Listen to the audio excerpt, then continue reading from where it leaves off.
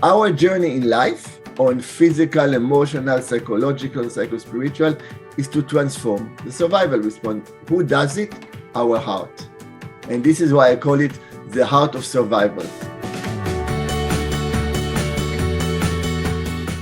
Hey friends, welcome to the Dr. Axe podcast. I am your co-host, Dr. Motley, and today we have a special guest, a very smart guest, Dr. Elias, who is a holistic medicine practitioner, a doctor out of, it's out of California, and I believe you're in Santa Rosa, right, Doc? And we are so privileged to have you here because he has written a fantastic book about a specific protein that you guys all have to hear about. And I wanted him to describe all of these things in this podcast, and we're going to jump right in. And Dr. Elias, we're so grateful. Thank you so much for joining us. Thank you so much for having me. You guys have a great podcast, and I'm so happy to be back. Oh, and Dr. Axe sends his love. He told me that you were one of the smartest guys that he had talked to before. And he told me, he says, hey, you better brush up on your health knowledge when you talk to Dr. Elias. And I said, oh, I'm there, I'm with you. And in fact, guys, when I was reading his book, I have been taking notes because that's what I try to do, especially like, I'm still treating patients. So Dr. Elias, I've got new things that I've been trying to incorporate already to look into patients with. So wonderful. Without further ado, I want you, Dr. Elias, thank you for being back with us. I want you to can you give a brief description of yourself and where you practice and your... Of course. Yes. Of course. So I'm a native of Israel. And I started my journey in healing art at the age 15. I lived in Korea. My father was a civil engineer, so I practiced Taekwondo, actually with the Korean national team because they had to learn English and yoga. And when I went to medical school in Israel, which is 7 years, I knew I'm going to do integrative medicine. So while going to medical school, I became a yoga teacher and I learned shiatsu and I learned Chinese medicine for 3 years. So when I finished medical school and got my medical license, I was already trained in Chinese medicine. Then I came to the United States and I did a Master of Science in Chinese medicine. And my training and my work focused specifically on integrative oncology over the last 32 years. And in addition, I spent decades learning, training, and practicing meditation with healing focus. So for 10 years, I would meditate for half a day and I would work for half a day. And for 20 years, I would take 2 months a year and go to the mountain and meditate. So parallel to this, I became a very active researcher. And I discovered the importance of a protein called galectin-3. I developed the first galectin-3 blocker, pectosol modified citrospectin. So I had this very remarkable research journey developing when this protein unfolded from being just involved with cancer to being the driver of inflammation, fibrosis, and really isolation. Galectin-3 causes isolation. So I realized that we need to dissolve our isolation on a cellular level, on a physical level, but also an emotional, psychological, and psychospiritual level. And so I went through these two journeys and I came to a certain synthesis. And this outcome is reflected in my book, which is called The Survival Paradox. The Survival Paradox. Doc, I will tell you, anybody out there, and forgive me for interrupting, I want to tell everybody out there that's interested in health, if you're a healthcare practitioner yourself, there's so much knowledge in this book, and the way you describe it is so plain and in a good way, like it's clean, it's precise, and people can understand it. And with the survival paradox, I want you to continue, but one of the biggest things when you talk about meditation and going into the mountains, by the way, I'm half Korean, so my family's from the mountains of Korea, so... We should talk off the air. I should tell you some stories about me practicing Taekwondo with monks in the mountains in preparation for my competition. Really? No, I would love to. I'll tell you about it off the air. We'll do it. We'll exchange contact because I want to know, because my mom's from the mountains and I don't want to take away from the book, but I will say this. I have my great uncles are in the mountains and they're particularly like herbal medicine guys. But my mom would not, I never met them. And I say, Mom, why don't I go meet them? And she go, they're crazy. Like they're crazy. The mountains. So anyway, but in Korea, you're doing the meditation and that's amazing for 2 months out of the year doing meditation. And I want you to, if you wouldn't mind, like you talk about keeping your mind calm, because first part of the book, I really love you talked about the fight or flight mechanism in this survival paradox and how important it is for that mind-body connection, but also the heart-body connection too. And go ahead, Doc, just tell your thoughts, but I really find that interesting. Well, I'm really happy that you emphasize the heart-body connection, because there's a very healthy, good movement into mindfulness. Mm-hmm. But when we look at mindfulness, we come from our head, and we really need to come from our heart, because our real transformative organ is our heart. So the survival paradox is it's a true paradox, because really what the survival paradox is saying, and that's where my years of contemplation and meditation, my clinical work with hundreds and hundreds or not thousands of cancer patients, and my research brought me to this. The same mechanism that makes us survive, which really it's innate within us, right? It's in every cell in our body. The same mechanism is really what causes us acute diseases, chronic diseases, and shortens our life. If we look at the COVID, for example, what causes in COVID death is a cytokine storm and the organ damage, which is part of an overdrive of the survival paradox, an imbalanced immune response. So when we are in danger, where we are in danger, our body reacts automatically, innately. If something is innate in us, we have to be able to respond immediately, right? So we have the autonomic nervous system, which you know so well from your work, and respond with a sympathetic response. But we have a quick balancing system with the parasympathetic response. So fight, we go into stress, our pulse goes up, we breathe quickly, we shut down the blood into the digestion so it goes into the muscles, or we run away. That's a basic survival mechanism. Or we isolate ourselves, we hide, right? So that's what we do in PTSD. We hide. And when we hide, for example, and I'm kind of a little bit jumping for people because who doesn't have a little bit of PTSD or a lot? In PTSD, we hide our issues, but the issue is cooking there and we never know what's going to trigger it. So same mechanism for every disease. So we create this isolation, and then if it's very evident, we will respond with diseases immediately. If it's hidden, it will be there. We are not aware of it, and one day we wake up and we have cancer. So we have this immediate neurological response, and if we're all the time in a sympathetic mode, as we all know, it's very damaging. But then the nervous system responds in a second. The biochemical system, what I discovered, I just published 2 very important papers and have an NIH grant on this. I discovered that our biochemical survival protein goes up within minutes. It doesn't take a long time. And it recruits our immune system. What does it do when it recruits our immune system? It creates severe inflammation. Now, the problem is that it doesn't shut down. And when it doesn't shut down, that's when the problem starts. And this protein is galectin-3. So, for example, if we just finished a fascinating study where if we took animals and we created sepsis, where we expect most of the animals to die, but we took out the galectin-3 after the animals were already in sepsis, practically none of the animals died.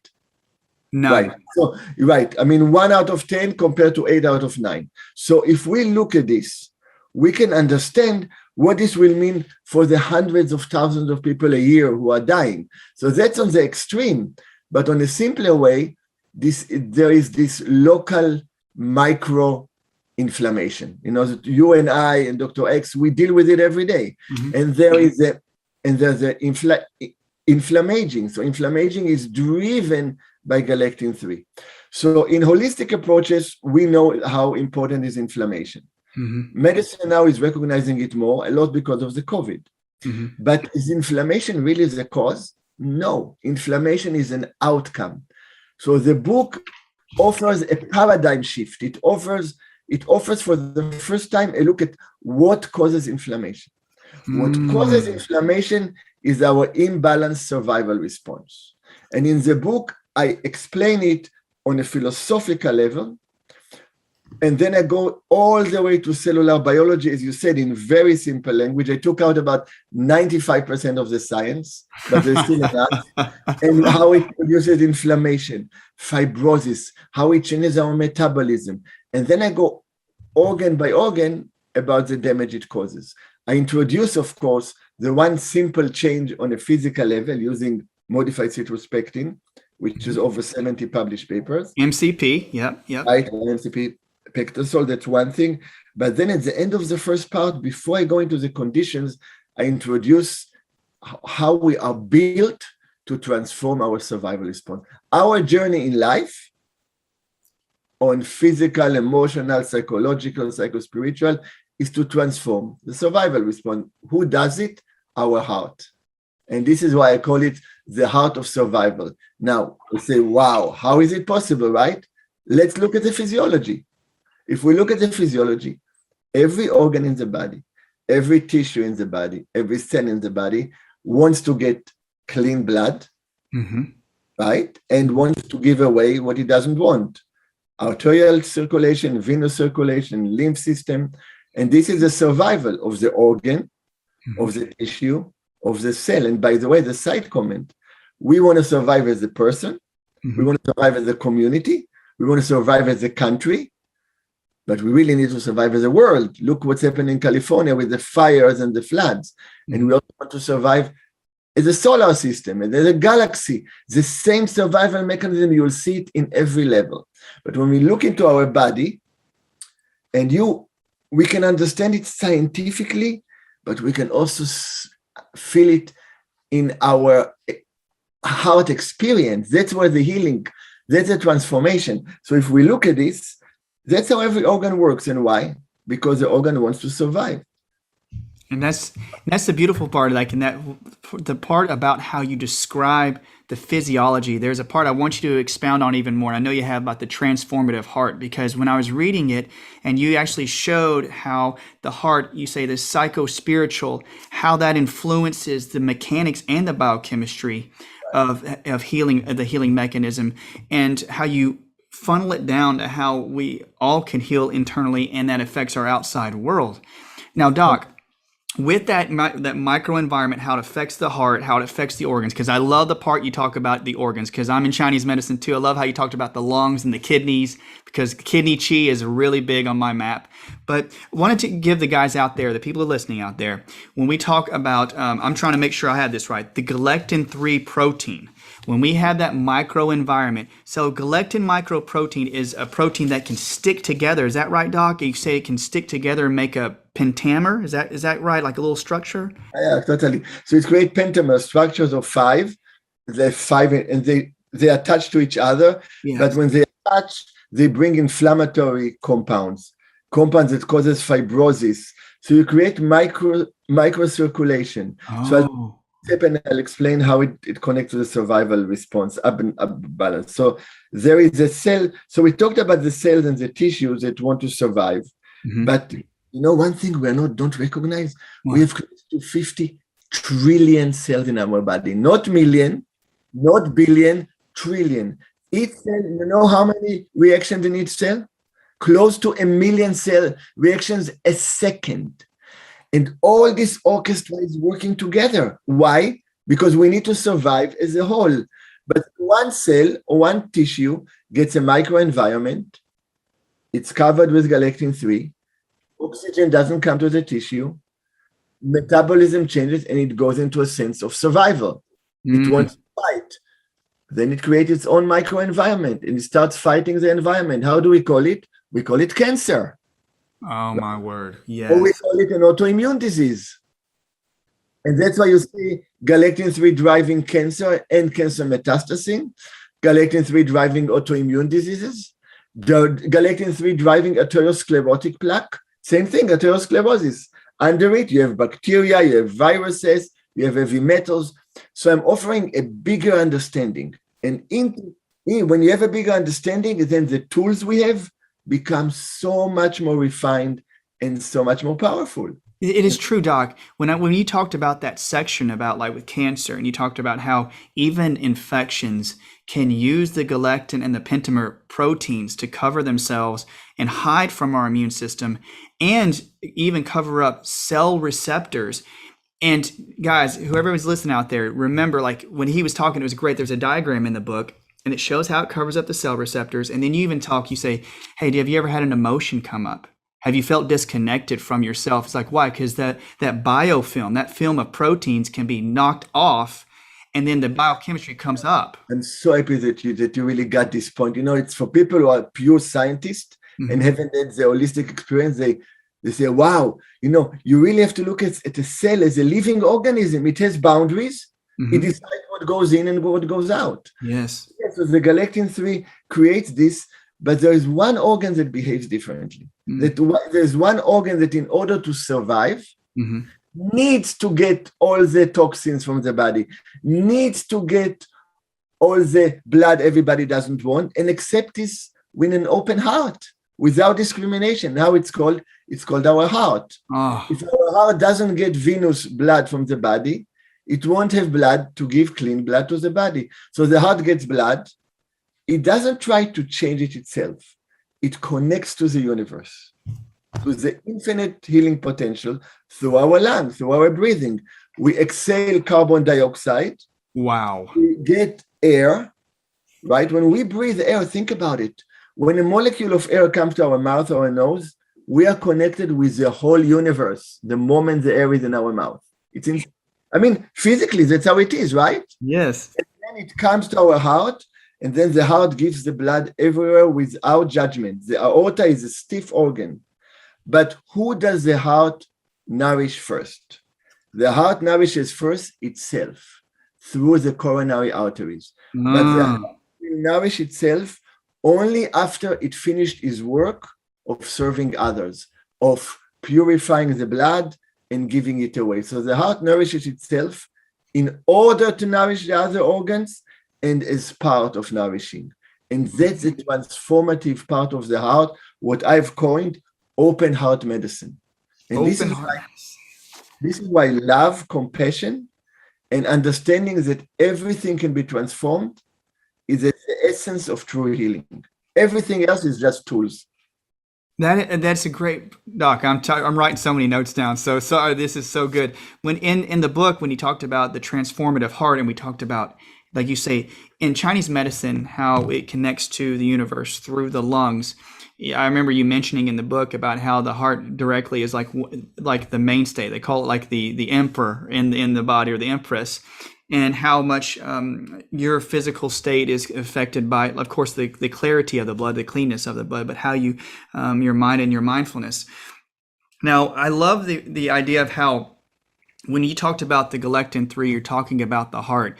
You even delve into not only how it spiritually affects you and physically, but also the genetic aspect of it. I am so impressed, like how you described it to where I can even understand it. It's great about switching on flipping on the switches, the lights, and you say it keeps you in the inflammatory response of too many switches. And then you went into saying like the small isolated environments, the body can lose a radar effect. Like it gets out of the body's radar when these microenvironments are starting to be switched on. Is that right, Doc? Yeah, it's completely correct. You're so correct. For me, it's fascinating because I've been talking for 20 years about multigenerational healing.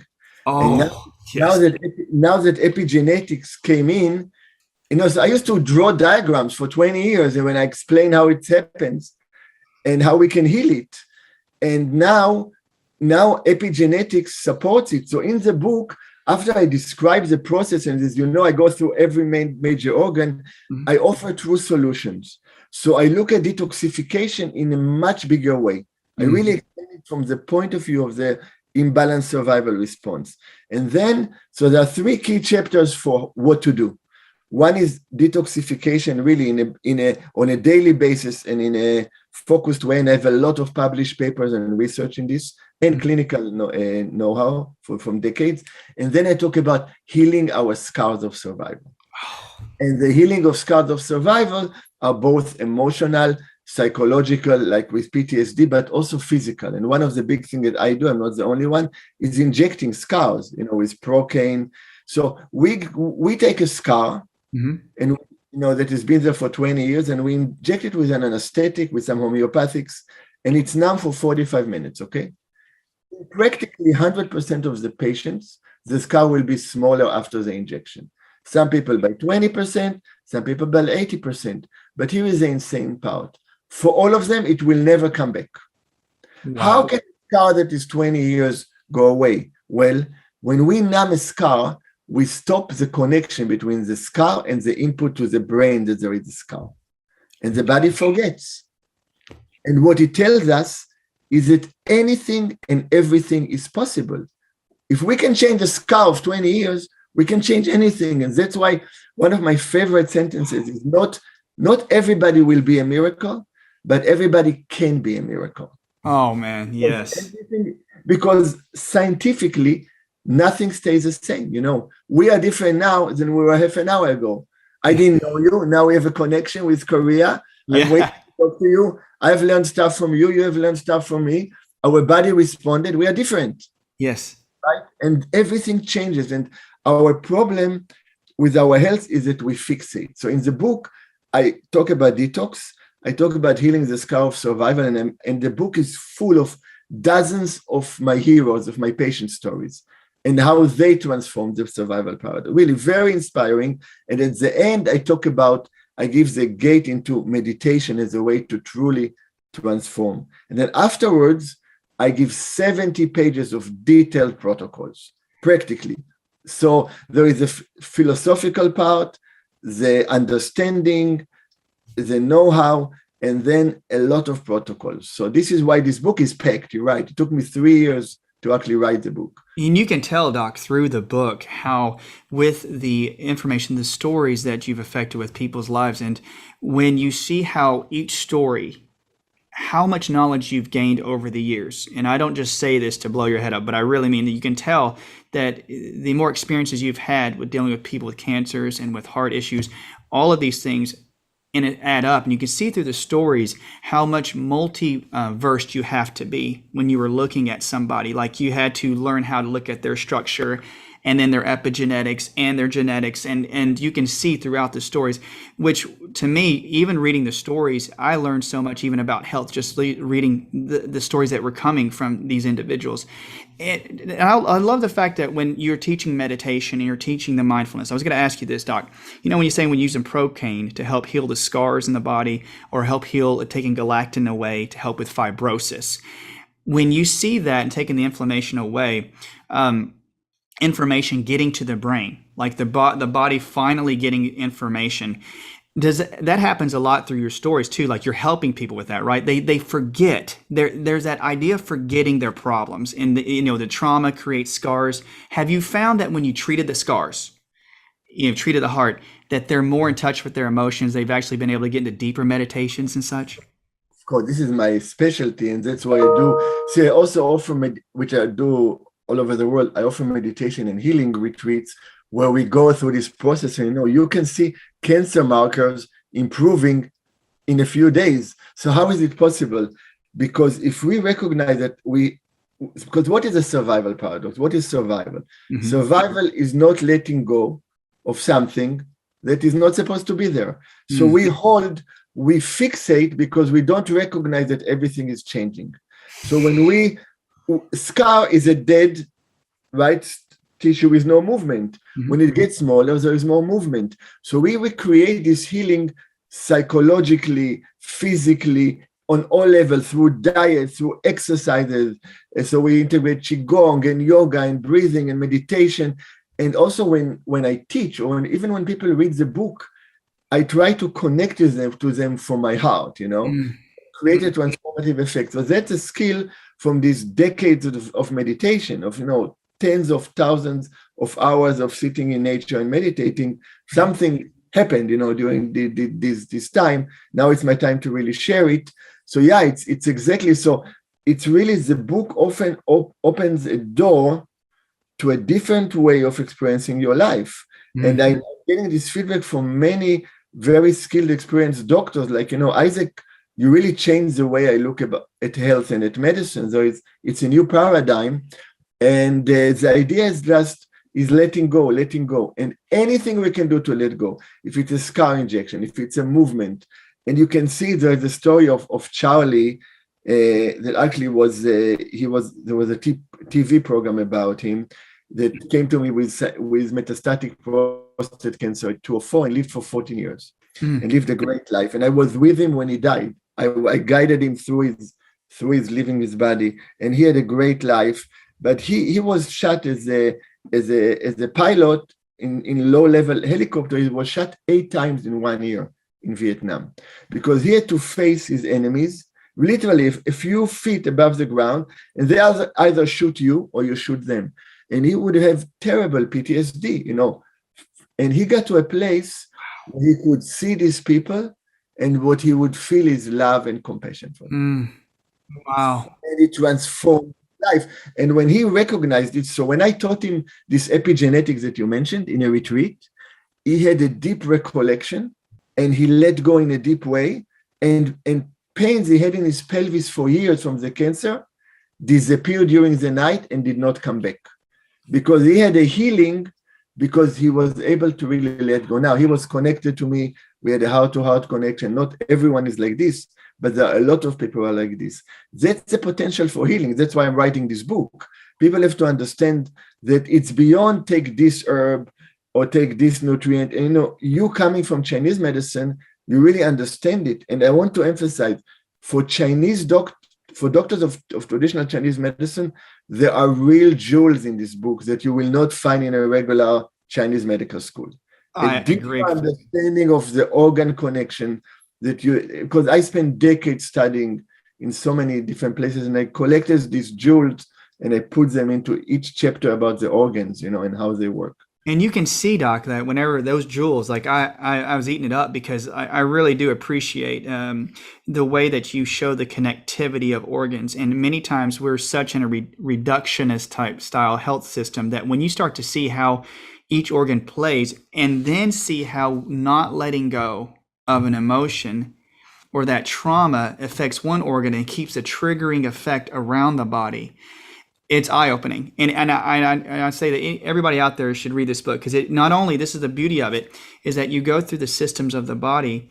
And I feel this way about the book, is that as you show how, like, getting rid of the galectin proteins, using the pectin, the MCP, are all steps, like you said. I'm going to get to another quote you had about removing so that you can let go. So it's not focused on like you just said, you got to take this, you got to do these things. He goes, no, it's really to open up the self, to remove or to let go of the things that you're holding on. And one thing that I really liked, I appreciated, was that when we're talking about like a certain detox program or something of that sort, which I've seen people do detox programs, but you were saying this type of formative meditation or this type of healing is not meant in your book to say, do this real quick and it's going to solve this problem. You're like, no, this is a journey. Like, this is how you want your life to go forward, right? I mean, that's how I felt about the book. And it's beyond right. You know, I'm rejoicing when you're describing it better than me. When you were speaking, I could hear the word journey, you know. Yeah, it's a journey, because if we don't realize that we have a journey, then we are focused on outcome. And when we are focused on outcome, we fixate on the outcome and we miss the journey. So we either live in the future, right? Outcome always happens in the future, or we regret the past. We never live in the present, then we are really not alive. But even when we hold to the present, which can happen if we are too tight, we don't experience it. Life is like a flow of water. You can never hold to it. Ah, that's good. Water turned into ice, right? You can take ice, you can break it into many pieces. It will still be pieces of ice. But you put the ice out in the sun, in the warmth of open heart, of love and compassion, it melts into water. That's what the heart does. What happens if the heart stops moving for a few seconds? We are dead. The heart, think about it, the heart moves all the time. The moment it doesn't move, we are dead. Now, what happens when we stop moving as well? We get arteriosclerosis. We get chronic inflammatory diseases. We get tumors that are stopping the flow, right? It's all about movement. If we move, nothing can stop us. So true, Doc. I'm just inspired about like how you say with the heart, and it's always moving and always focused, like with love rolling through our hearts. Like seeing the pilot as he sees his, the people he was fighting against, and having love to let go, and all the pain goes away. There is such good research that I've been trying to delve into, and this book even pushes me forward more into seeing the effect of just how I perceive, people around me, or perceive my world, and what it actually does to my heart, what it actually does to my lungs and kidneys. And one thing there's in this day and age, you see the meditations, we see how it's affecting the body. You go through your book with a great description of what MCP does, how the pectins work. But for everybody out there, it's going through this time of fear, and I may be switching gears a little bit because I want your viewpoint on it, Doc. We know, like Chinese medicine, they say that fear and dread, bad memories are always associated with the kidneys. The bladder can hold it, and you really talk about the kidney relationship to the body. Is there anything you want to say to that? I mean, can you talk about the kidneys a bit, or fear in some fashion with your work? Yes, fear causes contraction. When we write, fear is contraction. When we are afraid, what do? We isolate ourselves. So galectin-3 can drive fear. Fear can drive galectin-3, and the kidneys is another organ that moves all the time. So there's a very close connection between the kidney and the heart, between the yin and the shen, between our connection with the universe and our multi-generational reproductive system that relates to the kidney. And it's interesting, one of the most ancient Hebrew biblical saying about the divine is that it looks, when God looks at us, it examines our heart and kidneys, in Hebrew. Wow. So why? Because that's when you see the inside of the person. Because you think about it, when we connect with the universe, when we get information and we breathe, the last organ that gets it is the kidneys, and then it filters the blood. So the kidneys really processes our know-how, and the hearts connect us. So the heart and the kidneys are the basic axis of our life, the water and the fire. So we have to understand the kidney role in genetic and in epigenetic. Big. And then the way to transform it is through our heart. And that's why the heart kidney connection, that's why I put them, you notice I put them as one chapter. Yeah. I didn't separate them. Heart and kidneys in one, because at the end of this chapter, I explain again how they are connected. And you can appreciate it as a practitioner of Chinese medicine, but there is depth to it, and it really allows you to expand, we expand our horizon when we experience this moment of, oh, wow, Yeah, and I think it's great with the stories and the accounts from your patients. It's like when there's so much fear in the world, and we talk about the water and the fire axis, even sometimes in clinic, Doc, I'll see that if this person's had like a chronic UTI or a chronic bladder infection or something, and that chi, the electricity that travels from the kidney up the chest, and it's supposed to jump over into the pericardium meridian, and so the heart gets starved, and then people start to have this fluctuation. They start having anxiety, and I was like, there's a disconnect between the kidney and the heart, and I'm saying, people out there may go, what is it? Read the book. That's why you need to read the book, to see the connection, and seeing how love helps fear, helps with anxiety, and then changes your physiology. And with the way you wrote it, giving these the meditations, and I mean, great formats for you to change your life, like change how you work. How long? I mean, I know it's over your whole career, Doc, but I mean, that's a lot of info. I mean, when you put it together, I know you're a thinker. You said it took you 3 years to write the book, right? Like putting all this together. It took me 3 years, and then I was very fortunate. My older daughter, Lihi, who is actually a meditation master and philosopher, she took a few months, and she really upgraded a lot of the writing, she put her heart into it. And I want to really acknowledge her. She did an amazing job. And yes, and but it took a lot of time, because people asked me to write book for decades, and I felt it has to be the right time. And there is something about the age 60, which astrologically in Chinese medicine, you start a new cycle after 60. So I felt now I'm ready to really express the book. And so I'm just now in my early 60s. It's a good time that I feel that it's time for me to really write something. And I had no reason to write something unless I felt it will really make a difference. This book can really make a difference, and especially if people continue to connect with me through my lecture, through my retreats, because what I'm introducing in the book, you can experience in different levels. I have people who study with me now for over a decade, twice a year, and meditate and change their lifestyle, and they can see the change in their life. And I go through my own change. I go through my own growth. And in the book, when I talk about epigenetics, I talk about my own story as a son of Holocaust survivors, how the Holocaust affected my grandmother and my grandfather, and how when I healed the multi-generational trauma of the Holocaust in my own body, I always used to have pressure in my chest since childhood. When I would touch it was insane. And then suddenly, a few years ago, it went away after 60 years. When I realized I was holding the pain of the Holocaust grief of my grandfather that I'm named after. Almost all of his siblings got killed, by the Nazis, and it was never mentioned to us. But epigenetically, it came to me. And when I healed it, my mother, who could never watch anything on TV about the Holocaust, was suddenly opening the TV and watching stuff she could never watch before in her 80s. And I didn't tell her that I went through this healing. When I healed, it healed her automatically. That's multi-generational healing. Now, you talk about fear, you talk about isolation. This is what we need. It's not about just healing thyself. When we heal from an open heart, everybody around us heals. Yes. That's the power of an open heart. And what prevents it is galectin-3, biochemically, because it causes the isolation. So another work that I do that I specialize in, which interesting connects to this, is a process called therapeutic apheresis, where I filter the blood outside of the body. It's similar to dialysis, but we separate the plasma from the blood, and I'm researching this, and I develop medical devices for this, and I present on this, but I use it for inflammatory conditions with dramatic results. For example, chronic kidney disease, we can practically reverse chronic kidney disease. Why is it so interesting? Because I'm treating the person outside their body, the feeling outside the body, right? Yes.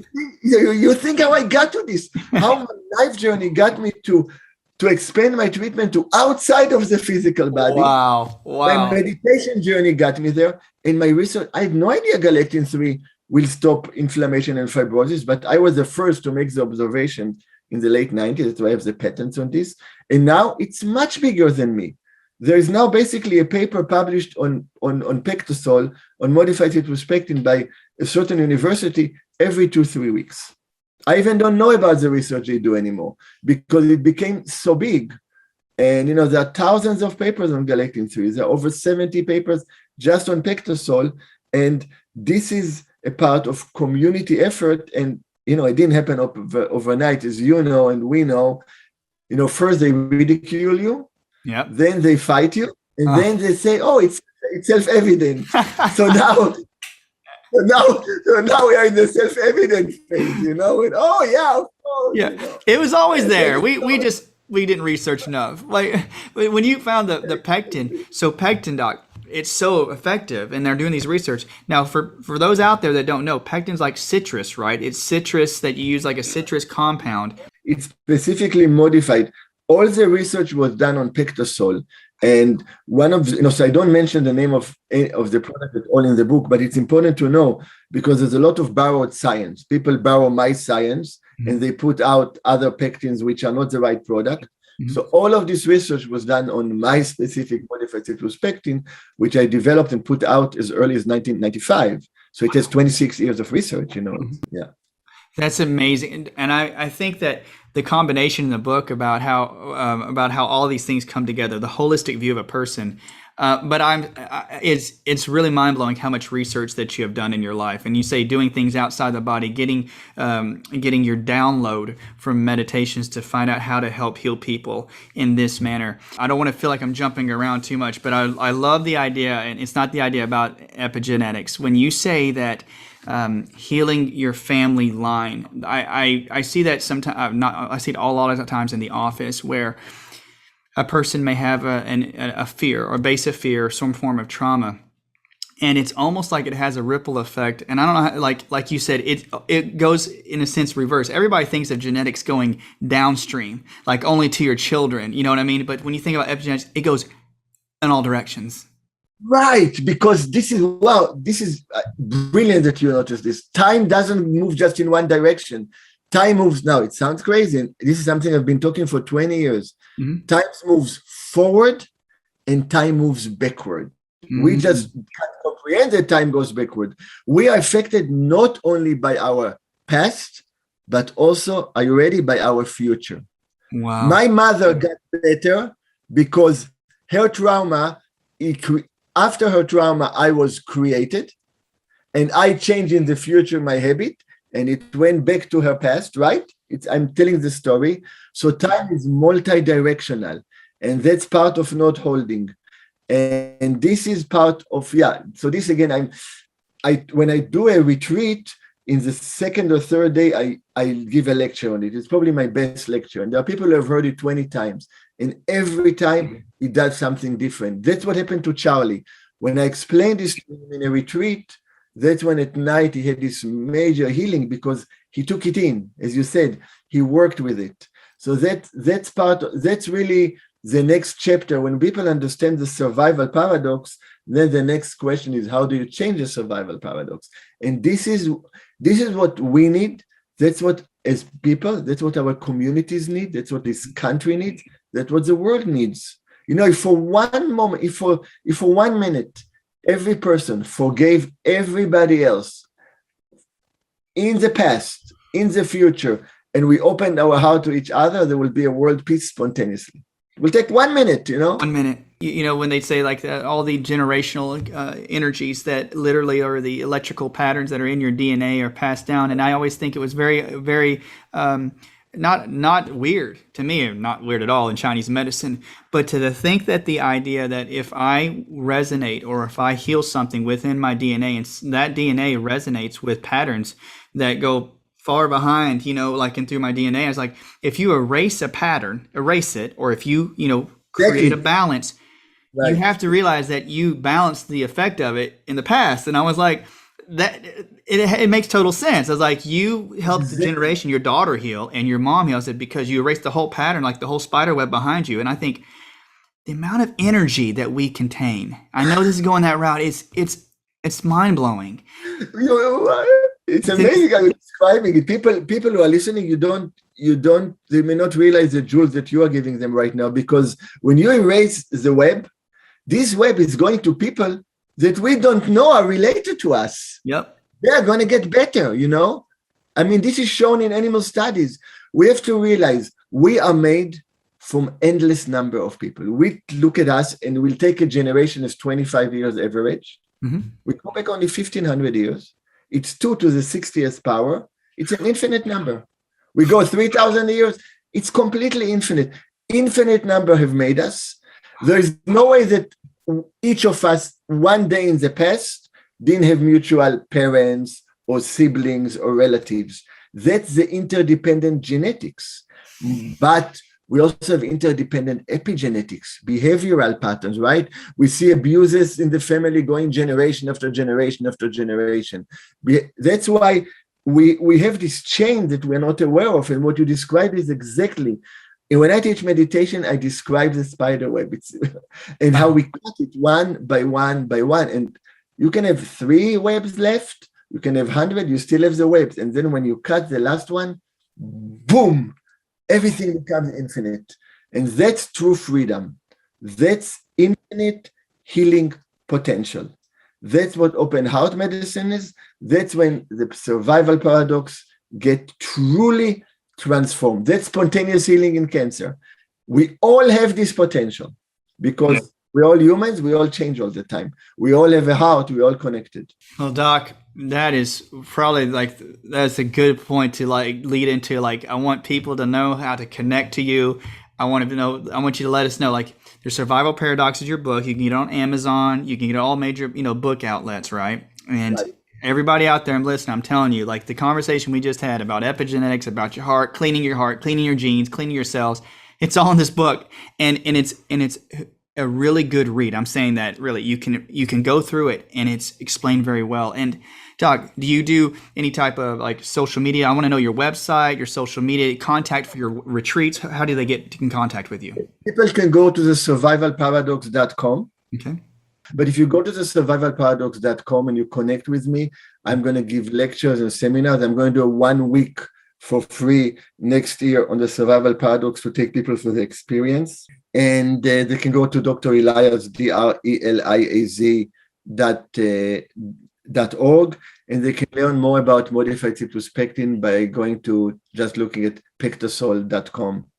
And yes, and of course, and I really, this was one of my best, you are maybe the best interviewer I've ever had. I must tell you, I've had hundreds of, because you really connected to my heart. You connected to what, you almost said things that I didn't have the space in the book to explain, and you read the book and you explained them like the spider web. I mean, I was like, my excitement just went out of my cells, it was. I truly, wow. Doc, I really mean this. I really felt like when I was reading the book, it was like the connectivity I felt as another doc that uses, Western and Eastern medicine, there's people that you aspire to learn from. And so when I read this book, that's how I felt.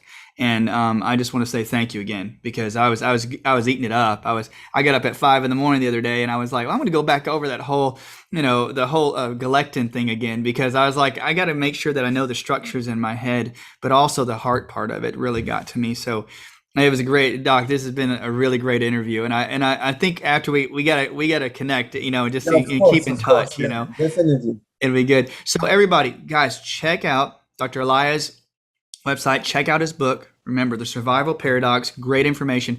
Doc, remember, Dr. Axe gives his love, sends his love, and we're great to have you on here. He's amazing. It's so fun, and I hope everybody out there has a great day. Keep listening to this podcast, because you're going to keep learning more the more you listen to it. Thanks, Doc. Appreciate it.